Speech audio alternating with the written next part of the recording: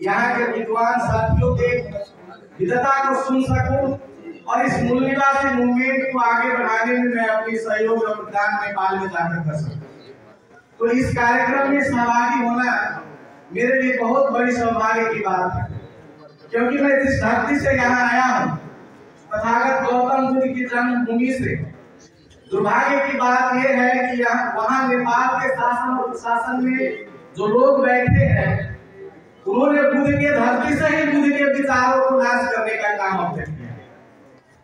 परम पूज्य बाबा साहब अम्बेडकर भारतवर्ष में तथागत गौतम बुद्ध के उन महान विचारों को फिर से पुनर्जीवित किया है, और उसका फल है कि कम से कम आज हम नेपाल में बैठे लोग ये समझने में सफल है या समझने की कोशिश कर रहे हैं कि हमारे देश में जन्मे महामानव तथागत गौतम बुद्ध के विचार से दुनिया को बदल रही है। लेकिन हमारे देश इतना पीछे क्यों चला गया नेपाल, और अब नेपाल के विषय में भी भारत के भूमि से चर्चा होती है, यह मेरे लिए गौरव की अनुभूति होती है। और मैं उस चीज को अपने हृदय में सम्मिलित करना चाहता हूँ, तथागत बुद्ध के विचार को आगे बढ़ाना चाहता हूँ। नेपाल में दो किस्म के लोग रहते हैं साथी। एक मधेश संस्कृति के लोग हैं, जहां से मैं बिलोंग करता हूं, और नेपाल के पहाड़ी भूभाग है, वहां की भी एक संस्कृति है। और उस संस्कृति से हमारे आज के मुख्य अतिथि उद्घाटन करता माननीय केशव मान साहब के बिलोंग करते हैं। वहां नेपाल में हम लोग को मधेसी बोला जाता है, और जो पहाड़ में है उनको पहाड़ी बोला जाता है। आप इधर जब इंडिया में हम आते हैं तो हमारा चेहरा मोहरा जो है वो टोटली इंडिया से मिलता है, तो लोग कहते हैं कि भाई ये तो बिहार का, यूपी का, इधर का होगा। लेकिन हम लोग ओरिजिनल मूल निवासी है नेपाल। आप लोगों ने चर्चा किया है यहाँ पहले कि नेपाल पहले इंडिया था या इंडिया पहले नेपाल था। बहुत साल पहले की बात है, जब कोई इतना ये न भारत नाम का कोई देश था, न नेपाल नाम का कोई देश था। हमारा यहाँ जो एक सभ्यता थी, सिंधु घाटी सभ्यता, उसके बाद में जो हमारे सम्राट अशोक का जो साम्राज्य हुआ, तो साम्राज्य के अधीन में ही छोटे छोटे जो राज्य हुआ करता था, उसमें से नेपाल भी था। नेपाल में भी बहुत जगह पे छोटे छोटे से सलेश महाराज का राज्य अलग था और सिमरौनगढ़ अलग था, मतलब लेकिन था महाराज सम्राट अशोक के साम्राज्य का ही राज्य। आप लोग लुम्बिनी में गए और वहाँ सम्राट अशोक का स्तंभ देखे होंगे, उसमें लिखा है कि इस देश मतलब यहाँ के कर को, टैक्स को इसलिए माफ किया जाता है क्योंकि इस पावन भूमि पर बुद्ध ने जन्म लिया, इसलिए इस देश के या इस जगह के जो लोग हैं, प्रजा है, उसको टैक्स माफ करने का उसमें उल्लेख है। इसका ये मतलब सिद्ध करता है कि जो हम नेपाल में है, तो नेपाल में सम्राट अशोक के ही साम्राज्य के अंग था। ये तो विश्व सिद्ध बात। तो जब सम्राट अशोक का ही अंग था, तो संस्कृति भी एक थी, हमारी भाषा भी एक रही होगी, मूल भाषा जो सम्राट अशोक के काल में चलता था। तो जब सब कुछ एक था, तो स्वाभाविक है जब बुद्ध के बाद, बुद्ध के जो वैदिक सभ्यता के बाद में असर ने, तो वैदिक सभ्यता के बाद में जो बुद्ध की क्रांति हुई, ईसा पूर्व 168 से 68, ईसा पूर्व 162 से 68 के जो काल था, उस समय जब राजा बृहद्रथ की हत्या के बाद में जब प्रतिक्रांति हुआ पीरारियों का, तो प्रतिक्रांति के बाद में मूल निवासियों का बिखराव बड़ा लेवल पर, और चिरस्थायी करने के लिए बहुत बड़ी सोच के साथ यहाँ के जो विदेशी लोग थे, उन्होंने इसको चिरस्थायी ठाई को देने के लिए काम किया, और हमारे एक मूल निवासी समाज को, यहाँ के धरती पुत्रों को हजारों जातियों में बांटने का काम किया। और मनुस्मृति लिखने का काम उसी समय हुआ जब राजा बृहद्रथ का हत्या हुआ, क्योंकि उससे पहले जितने भी लेख उपलब्ध है, उसमें ब्राह्मणों को हत्या करना पाप लिखा गया था, हत्या नहीं कर सकते थे। लेकिन धर्म के रक्षा के लिए ब्राह्मण भी हथियार उठा सकता है, इस बात को सिर्फ मनुस्मृति में लिखा है। क्यों? क्योंकि राजा बृहद्रथ के मृत्यु के बाद यहाँ के प्रजा में आंदोलन न आ जाए, यहाँ के प्रजा फिर से विद्रोह न कर दे, इसलिए उसको धर्म के हिसाब से जायज ठहराने के लिए ब्राह्मणों ने मनुस्मृति का रचना किया। कई लोग तो ये बोलते हैं कि मनुस्मृति कोई सुमित भार्गव नाम का ब्राह्मण ने लिखा है, लेकिन मुझे ऐसा नहीं लगता है, क्योंकि वो एक व्यक्ति का विचार नहीं है, एक समाज का विचार है, आयु का विचार है। मुझे तो क्या फील होता है कि सभी आर्य मिलकर के हमें टुकड़ा टुकड़ा में कर करके इसको अपने राजनीति को और अपने संस्कृति को हमारे ऊपर थोपने के लिए जो सिस्टम लाया गया, तो अगर एक आदमी का नाम रहेगा तो आने वाले समय में जब इसके विरुद्ध में क्रांति होगी तो एक आदमी को दोष दिया जाएगा, पूरे समाज को दोष करके नहीं किया जा सकता। इसीलिए लिखा है सारे के सारे ब्राह्मण ने मिलकर के, लेकिन उसको सिर्फ एक आदमी का नाम दिया कि कम से कम हम ये आगे बढ़ जाएंगे कि भाई ये तो हमने नहीं लिखा है, किसी आदमी ने लिख दिया। आज भी आप देखते होंगे जब उनके जो गलत चीज है, जाति पाति भेदभाव, छुआछूत, महिला पुरुष के साथ विभेद करना, संपत्ति के बंटवारे में जात के आधार पर अधिकार देना, इन तमाम विषयों पर जो आवाज उठती है और जब बगल में कोई ब्राह्मण खड़े होते हैं उनको कहते हैं तुम्हारे बाप दादा ने ऐसा किया है, तो क्या बोलते हैं, नहीं ये हमारे बाप दादाओं का काम नहीं है, किसी एक आदमी ने गलत कर दिया होगा, हम क्षमा मांगते हैं। लेकिन वास्तविकता ये है कि एक आदमी का काम, अगर एक आदमी का काम होता तो आज के बुद्धिजीवी ब्राह्मण उसके खिलाफ में आवाज क्यों नहीं उठाते।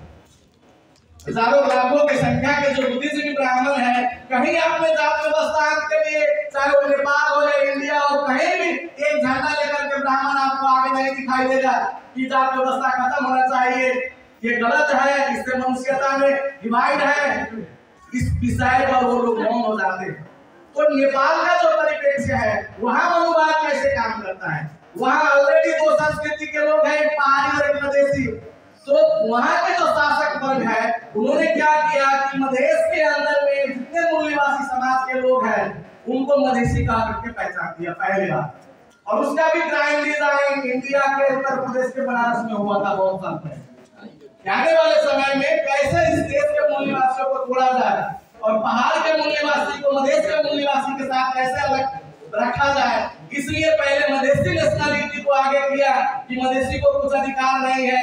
लेकिन वास्तविकता ये है कि मधेसी की सवाल नहीं है, वहाँ मधेश के अंदर रहने वाले दलितों को कोई अधिकार नहीं है, आदिवासियों को कोई अधिकार नहीं है, जनजातियों को कोई अधिकार नहीं है, पिछड़ा वर्ग के लोगों को कोई अधिकार नहीं है।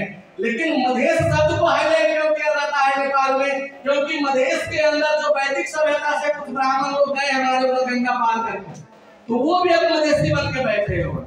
नेपाल में आप खस आर्य सुनते होंगे, तो खस और आर्य क्या है, दोनों ही बाहरी लोग हैं, लेकिन एक पहले कभी कस पर्वत होकर के आए, पहले बस गए, वो खस हो गए। और जो आर्य मुगल का आक्रमण जब यहाँ शुरू हुआ था 450-400 वर्ष पहले, और यहाँ से जो भाग करके नेपाल में गए, वो आज भी वहाँ के शासक आर्य है। मतलब तो दोनों है विदेशी लोग, चाहे वो मधेश के भी हो या पहाड़ के साइड से भी आया।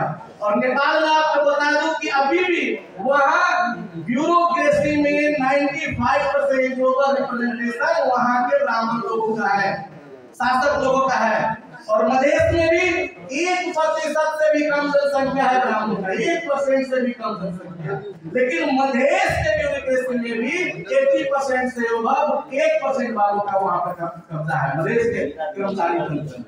और क्यों ऐसा हो रहा है, क्योंकि अगर ओबीसी का आंदोलन चलता है, एससी एसटी ओबीसी माइनॉरिटीज का बात होता है, तो मधेश नाम से वहाँ 1% जो ब्राह्मण है उसको सारे सुविधाओं का कब्जा नहीं मिलेगा। इसलिए वो लोग बोलते हैं कि नेपाल में ओबीसी कहाँ से आ गया, कोई ओबीसी नहीं है नेपाल में, कोई एससी एसटी नहीं है नेपाल में, ओबीसी का बात ही मत करो।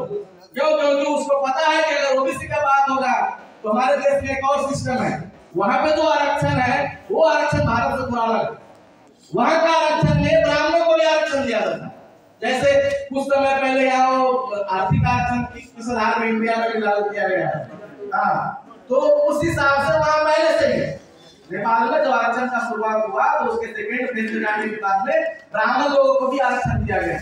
वैसे तो सिद्धांत ये है कि अगर सबको आरक्षण मिल जाए तो इसका मतलब है किसी को आरक्षण नहीं। अगर सब वर्ग को आरक्षण मिल जाए तो इसका मतलब है किसी को आरक्षण नहीं मिला। आरक्षण का मतलब है कि देश के व्यवस्था के द्वारा जो सताए गए हैं आर्थिक रूप से, सामाजिक रूप से, शैक्षिक रूप से, ऐसे लोगों को आरक्षण मिलना चाहिए। लेकिन नेपाल में क्या है, सबसे पहली बात यहाँ 100% आरक्षण मिलती है इंडिया में, वहाँ 100 में नहीं मिलती है, 45% को 100 मान में आरक्षण होता है। जैसे आपको किसी ने कहा कि वहाँ एसटी समाज के लिए 9% रिजर्वेशन है, तो आप 100 में 9 नहीं काउंट कीजिए उसको, 100 में पहले 45 को 100 मान लीजिए, 55 तो ऑलरेडी उसके कैटेगरी में चला गया, वो भी रहता है मान लीजिए टोटल हक ब्राह्मण के कब्जा में।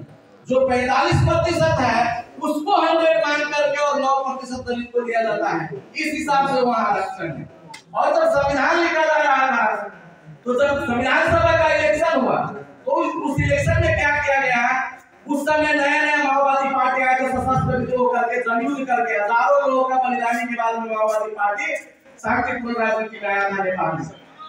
तो उसके बाद में उस समय में ज्यादातर प्रतिनिधित्व संविधान सभा में दलित, जनजाति, आदिवासी, पिछड़ा, मुसलमान का चला गया। तो बाबूराम भट्टराई ने उनका पूर्व प्रधानमंत्री है, वहाँ हम लोग उनको कहते हैं कि ये विष्णु का अवतार है। जिस तरह से विष्णु अवतार लेकर के ब्राह्मणों का रक्षा किया था इस धरती पर, नेपाल में आधुनिक रूप से विष्णु के रूप में डॉक्टर बाबूराम भट्टराई वहाँ पर अवतार लिए। और वहाँ के संविधान सभा को इसलिए बर्खास्त कर दिया गया, बाबूराम भट्टराई के नेतृत्व में जो था उसको इसलिए बर्खास्त कर दिया गया कि उसमें ज्यादातर एससी, एसटी, ओबीसी और माइनॉरिटी के लोग उसके संविधान सभा सदस्य में चुने गए। और संविधान जो लिखा गया पहली संविधान सभा में, उसको फिर कोई स्वामी तो दूसरी बार नहीं लिया गया। और दूसरा बार इलेक्शन हुआ तो उसमें अपने मर्जी के हिसाब से भारत लगाया के जो भी शक्ति राष्ट्र है उन सबके सहयोग से ब्राह्मण और अपर कास्ट के अन्य जातियों के लोगों का प्रतिनिधित्व ज्यादा करके दूसरी बार संविधान लिखा गया। उसमें दलित, आदिवासी, जनजाति के लोगों को एक शब्द भी नहीं बोलने दिया गया। 3 और 4 ब्राह्मणों ने मिलकर नेपाल के संविधान लिख दिया और हल्ला करता है कि बाबा साहब अम्बेडकर के जैसे संविधान लिखा, वो बिल्कुल गलत है, बिल्कुल गलत है। उसमें 3-4 चीज ऐसे हैं जो क्रांतिकारी पार्टी होने के कारण से और डॉक्टर साहब जैसे लोगों के आंदोलन के कारण से 2-4 अच्छा चीज आ गया है उसमें। जैसे समानुपातिक निर्वाचन प्रणाली आ गया। समानुपातिक निर्वाचन प्रणाली है वो इंडिया का जो अभी रिजर्व सीट वाला सिस्टम है उससे अच्छा है। उससे कैसे अच्छा है, यहाँ पे जो निर्वाचन प्रणाली है उससे जो पार्टी टिकट देगी वही जीत के जाएगा, वो पार्टी के गुलामी करेंगे। लेकिन नेपाल में जो समानुपातिक निर्वाचन प्रणाली सिस्टम है, अब नेपाल में आप कहीं भी वोट देंगे तो पार्टी के खाता में जाके जमा होगा। अगर आप देश वोट प्लस करते हैं तो जितना प्रतिशत आपको वोट पड़ा है उतना प्रतिशत आप अपने पार्टी से अपने हिसाब से निर्णय करके सिलेक्ट करके अपने प्रतिनिधियों को संसद में भेज सकते हैं। तो इसलिए वहाँ दलित, आदिवासी, जनजाति के लीडरशिप पे चलने वाली पार्टी के लिए वो अच्छी बात। लेकिन इंडिया में ऐसा नहीं हो सकता है क्योंकि रिजर्व सीट है, दलितों के लिए जो रिजर्व है उसमें जो दलित नहीं है वो किसको वोट करते हैं वो ज्यादातर निर्णायक होता है। लेकिन नेपाल में वैसा सिस्टम नहीं है, इसलिए पूरा ये सिस्टम अच्छा है। और धर्मनिरपेक्षता आया, ये भी अच्छी बात है। मतलब 3-4 उसको भी हटाने के लिए वहाँ संघर्ष शुरू हो गया। तो मैं यही आप लोगों से अनुरोध करना चाहता हूँ कि दुनिया में या खास करके जहाँ से हम लोग बिलोंग करते हैं नेपाल और भारत से, तो वहाँ पे हिंदू राष्ट्र अभी भी कहा, जबकि वो तो चला गया है मसान घाट में, कभी वापस होने वाला है नहीं, लेकिन अभी भी यहाँ के जो सरकार है हिंदुत्व के बल पर जो चल रही है, तो नेपाल को चाहता है कि फिर से दोबारा हिंदू राष्ट्र बनाए। और आप सभी को पता है क्योंकि आप सभी मूवमेंट से जुड़े हुए लोग हैं, नेपाल में वही होता है जो हवा इंडिया में बनती है। यहाँ जो होता है उसका असर नेपाल में होता है, वो सरकार के ऊपर भी होता है। तो इसलिए अब जरूरत है नेपाल में मूल्यवासी मूवमेंट ने नेपाल में भी अपना काम करना शुरू किया अच्छा ढंग से। वैसे तो काम पहले से हो रहा था लेकिन अच्छा ढंग से अब काम शुरू हुआ। तो जैसे यहाँ के जो ब्राह्मणवादी लोग वहाँ के ब्राह्मणवादी लोग को वैचारिक समर्थन करते हैं, इसी तरह भारत के मूल्यवासी विचार के जो संगठन और लोग हैं उनको नेपाल के मूल्यवासी संगठन और विचार के लोगों को वैचारिक समर्थन करना चाहिए और जरूरत पड़े तो सड़क से लेकर के सभी सहयोग करना चाहिए। क्योंकि आपको प्रभाव दिखाना है, वहाँ बहुत कम लोग हैं, 3 करोड़ पॉपुलेशन है, जबकि बिहार का 13 करोड़ से ज्यादा हो गया। तो 3 करोड़ पॉपुलेशन में मेरे ख्याल से बहुत कम समय लगे। अगर आप लोग जैसे लोगों तो बहुत कम समय लगेगा एक सिस्टम वहाँ पे लाने। अगर वहाँ हो जाता है कुछ प्रतिफल था तो उसका प्रभाव धीरे धीरे इंडिया में हो सकता है। यहाँ से बहुत से लोग वहाँ लेकर के गए, लेकिन वहाँ से भी आप लेकर आ सकते, आपके सहयोग से वहाँ से भी आ सकता है वहाँ सफल हो। तो आप सभी को बहुत बहुत धन्यवाद है कि हमें आमंत्रित किया और तथागत गौतम बुद्ध के इस ज्ञान भूमि को नमन करने का अवसर हुआ। सभी को बहुत बहुत धन्यवाद। जय भीम, जय मूल्यवासी, जय भारत, जय। बहुत बहुत धन्यवाद। हम अपने संगठन के